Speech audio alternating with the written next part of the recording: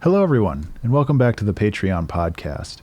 This week I wanted to talk about stop trying to make fetch happen, which is a reference to Mean Girls, but it's also like a really important thing to keep in mind when you're doing stuff.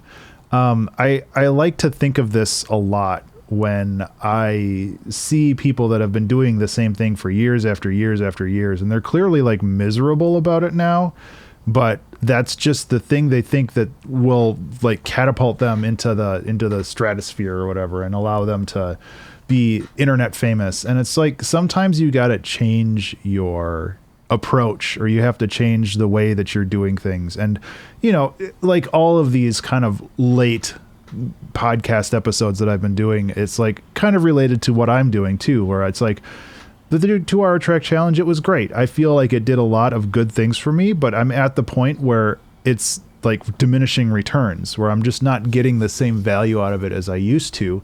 So let's change things up. Let's try to do something else. And obviously it didn't make me famous. It didn't make me like a millionaire or a superstar, which is fine. But like, I think that it's important for me to evolve and grow and change. And there's so many people out there like making YouTube videos or like have a release schedule or any of this other stuff that they have unrealistic expectations as to how that's going to like affect them on a macro scale.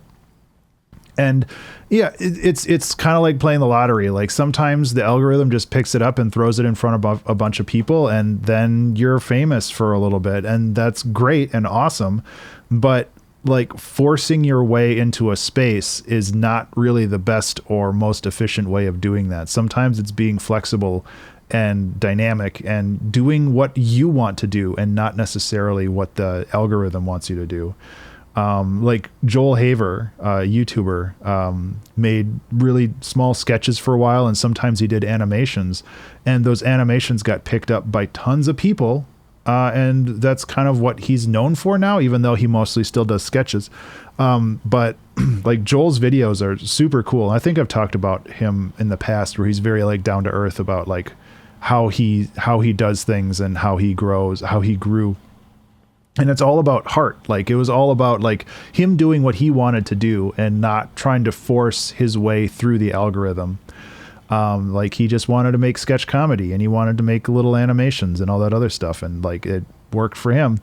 But he didn't try to force that. And I feel that he kind of evolved his style.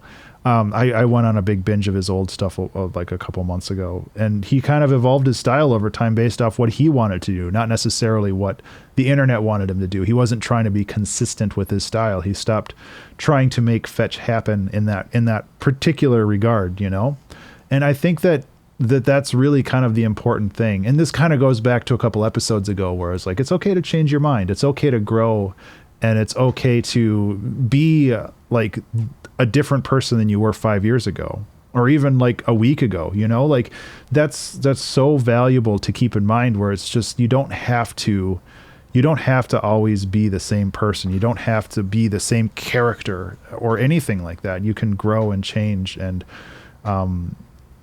yeah, now I'm just talking in circles, aren't I? But like, I guess that's really the whole point that I have. It's just like, I don't want you to think that it's okay to just do the same thing over and over until it works, because it might not work. It's better to do what you want to do and have fun with it, because honestly, art is about the process. It's about having fun.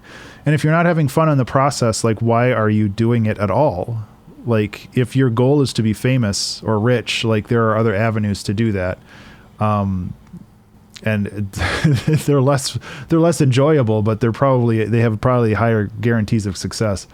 But yeah, being an artist is kind of a wild place right now, especially these days on the internet, where advertising is pretty much impossible, and everything is flooded with so many other artists, and it's so easy to get lost in the maelstrom of so many other people trying to post things and get other attention and all that other stuff. It's like, it's better to just do what you want to do.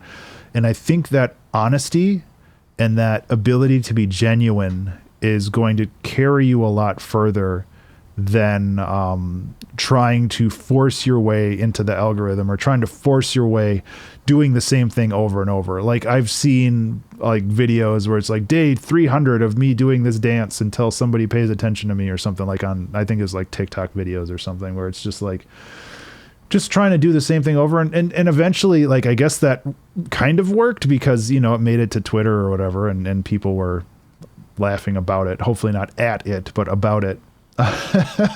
So who knows, maybe I'm doing this all backwards, but I feel personally from a mental health standpoint, it's way more important to just approach art as like enjoying the process instead of trying to force how the end result of the release of that art goes. So yeah, I think that's about it. I really do appreciate you listening to these. Like, I know that the last couple have been a little all over the place, but my allergies have been kind of bananas lately. But yeah, I really do appreciate you listening. I hope that you have a fantastic, well, I also appreciate you being a Patreon supporter. I hope you have a fantastic Friday and a wonderful weekend, and I will talk to you in the next one. Be remarkable.